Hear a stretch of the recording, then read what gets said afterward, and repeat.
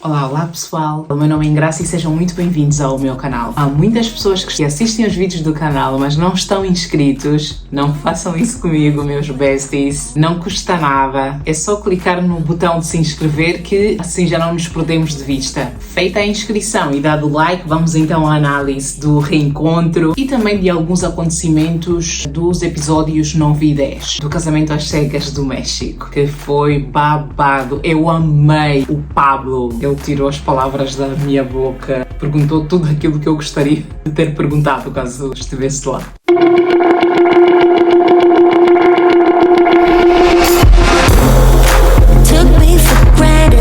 Vamos começar pela Fernanda e pelo Gerardo. Este casal começou tão bem, eles eram os meus preferidos, mas nos últimos episódios aquilo foi só ladeira abaixo. Eu acho o Gerardo muito calmo e educado. Já a Fernanda, sinceramente, eu acho que ela precisa de terapia. O que foi aquela confusão que ele armou? Não havia necessidade nenhuma daquilo. Ela diz que se sentiu enganada. Honestamente, eu acho que ela própria se enganou com as expectativas que ela criou em relação ao Gerardo. Como é que ela esperava que o Gerardo a continuasse a amar quando ela só queria arranjar confusão? Ele já não tem muito tempo para desenvolver um relacionamento sólido e duradouro. E ele ainda dá motivos ao Gerardo para ele deixar de gostar dela. Aí fica difícil, não é? Não há paixão que resista a isso. Eles aperceberam-se que eram incompatíveis e uma das coisas que contribuiu para esta incompatibilidade foi o facto de o cão da Fernanda, o Argus, não poder viver na mesma casa que eles iriam morar. Também havia a questão de eles não saberem onde iriam morar. Enfim, eu acho que o comportamento agressivo e injustificado da Fernanda contribuiu bastante para o rompimento desta relação. No reencontro, eu não percebi porque que a Fernanda não estava lá desde o início. Também não entendi porque que os apresentadores não a confrontaram devido àquele comportamento agressivo com o Gerardo, que ele até tirou as roupas e tapou a câmara. Pareceu-me que os apresentadores estavam com algum receio de se comprometer, de serem muito incisivos, mas é o que o público está à espera. Mas eu amei o outfit dela, a roupa dela, ela chegou arrasando. É do género, Gerardo, veja aquilo que tu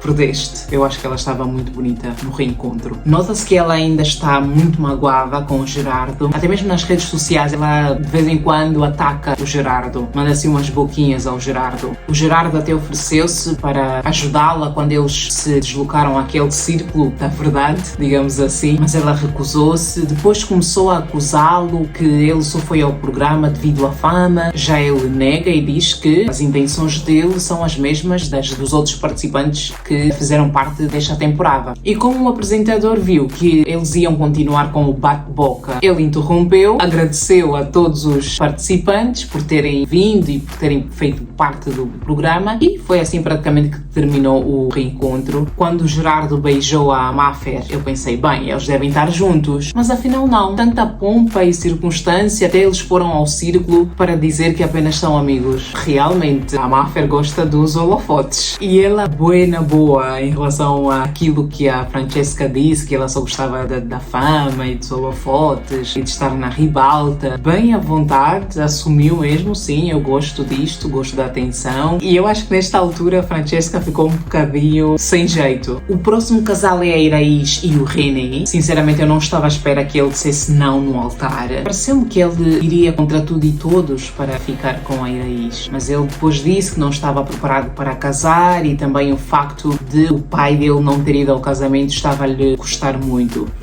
Eu sinceramente eu não entendo o porquê de os participantes não dizerem logo que estão a ir a um experimento, que no final eles têm que se casar, para eles estarem já familiarizados e se acostumarem já com a ideia. Agora, fazem tudo a 7 pancadas, só avisam a última da hora. É claro que alguns pais não vão receber a notícia muito bem, tal como aconteceu com o pai do René. E ele já sabia desde o início, o pai dele, logo que ele anunciou que ia casar, o pai dele disse logo, logo, eu não vou. Por isso também não percebi essa desculpa que ele deu, de que disse não também devido a isto. Eu acho que o facto de ter de enfrentar um possível não no altar é um dos motivos que também não gostaria de participar neste reality show. E vocês repararam na cara da irmã do René quando ele disse que não ia casar com a Iraís? Aquelas irmãs do René são umas cobras, mas assim mesmo umas cobras mesmo.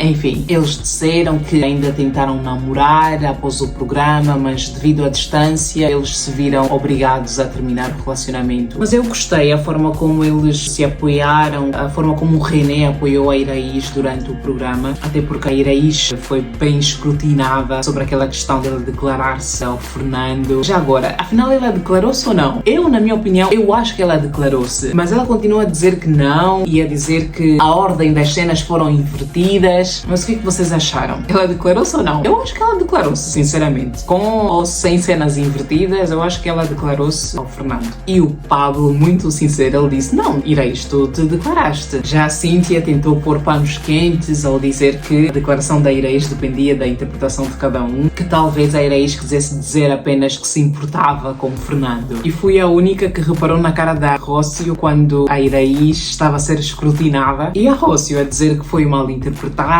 e que as meninas tinham exagerado com ela, a forma como a trataram. E o Pablo, sempre muito cirúrgico, pergunta a Iraís se ela acreditava nas lágrimas da Rócio. Mas a Iraís, toda trabalhada no politicamente correto, respondeu que não cabia a ela julgar. Já a apresentadora, sempre muito querida, só a tentar apagar os fogos e os mal-estares que iam surgindo ao longo do reencontro. A seguir temos o Chema e a Sílvia. Estava-se mesmo a ver onde aquele relacionamento deles iria dar. Eu acho que eles são um mix. Durante o casamento foram um pouco Marília e Patrick, da quarta temporada do Casamento às Cegas do Brasil. Já no Após o Altar, aquilo pareceu mais uma Renata e um Alexandre que, obviamente, todos acabaram por terminar. Ninguém está junto no momento. E falando sobre o casamento deles, eu não entendi porque que eles fugiram, sinceramente, do altar. E eu acho que nem os familiares deles e os amigos entenderam. Até mesmo alguns estavam a dizer que eles estavam malucos. Sinceramente, eu não comprei aquela desculpa que o Chema deu de que estava com muitas coisas para fazer e por resolver e que, portanto, não podia dar a atenção que a Sílvia merecia. Como disse o Pablo, tanto amor,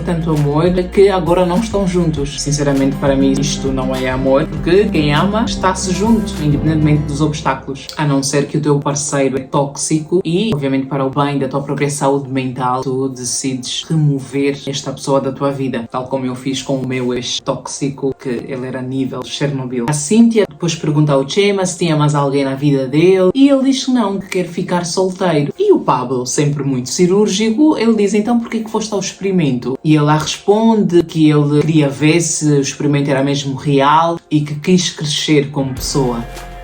Gostei de ver da forma como a Sílvia se defendeu após ver os vários participantes a falar da relação dela e também do físico dela. Eu acho ela muito empoderada e, para ser sincera, eu não acho que ela seja modelo curvilínea. Eu acho ela bem elegante. O Chema depois pediu desculpas à Sílvia, novamente, por ele ser muito crítico em relação às pestanas dela e também da roupa que ela usou no encontro. Não sei se vocês também repararam, mas no reencontro os homens estavam muito numa de pedir desculpas e de fazer as pazes, mas já as mulheres, à exceção da Iraís, da Máfia e da Alejandra, só queriam fazer barraco. A Letícia, por exemplo, eu só vi o Saúl a pedir desculpas a ela por não ter respeitado os limites dela, mas eu não vi ela a reconhecer ou a dizer que também tinha falhado ao não entender o lado do Saúl. Não vi ela dizer que o autismo e o TDAH dela têm desempenhado um papel importante no término das relações dela, tal como ela admitiu no início, quando ainda estavam nas cabines. Foi só vem a nós o vosso reino, mas o contrário eu não vi. Ela só mencionou como se sentia, mas também ela não tentou entender o lado do Saúl. Mas ela diz que continua a usar a aliança que o Saúl lhe deu, porque está a ressignificar a mesma e é como se fosse um lembrete de tudo aquilo que ela aprendeu com o experimento. O próximo casal é o único que se casou e também o único que continua junto, a Karen e o Fernando. A Cíntia ainda tentou fazer uma promessa provocação em relação a ex dele, mas era um assunto que já estava resolvido. Eles têm prosperado, criaram um negócio juntos, compraram um apartamento e até já estão a viver juntos. Parece que eles passaram por cima das diferenças que eles tinham, como o facto da Karen fumar de vez em quando e ele não gostar. A filha da Karen é tão fofa, é a Karen no seu melhor. E foi muito bonito quando o Fernando lhe deu um presente durante o casamento deles. Ainda durante o programa, a Karen pensou que ela estivesse grávida. Até o reencontro começa com este babado, mas depois descobre-se que é um falso alarme. Ela tinha bebido demais e por isso passou mal. O Fernando também chegou a dizer que já tinha feito as pazes com o pai dele e que bom que isso aconteceu. Por fim temos a Francesca e o Willy. Pelos vistos é outra que continua chateada com o ex-parceiro dela, o Willy. Ela fez questão de entregar o anel que o Willy havia dado, tentou lá arranjar confusão com ele e até os outros participantes ficaram de boca aberta só a observá-la. Sinceramente, eu acho que ela e a Fernanda exageraram, tanto no reencontro como nos episódios antes do casamento. Ninguém é obrigado a gostar de ninguém e tanto elas como a Letícia não foram capazes de reconhecer que elas também tiveram a sua cota à parte no fracasso do relacionamento deles. Não sei se é porque a Netflix pôs 2 casamentos às cegas a apresentar ao mesmo tempo, mas houve alguns episódios que eu achei um pouco chato. O CAC do México. Só o reencontro é que não foi assim tão mal, porque eu acho que a Cíntia e o Pablo salvaram o reencontro. Mas ainda assim, faltou perguntar se os participantes já tinham alguém, se continuavam solteiros e também aquilo que a Fernanda fez de ter sido tão agressiva com o Gerardo. Mas pronto, nada é perfeito nesta vida. Muito obrigada por clicarem neste vídeo. Eu vou ficando por aqui. Mais uma vez, não te esqueças de te inscreveres, de deixar o gosto neste vídeo e assim o YouTube vai sempre recomendar-te os meus vídeos. Um beijo enorme.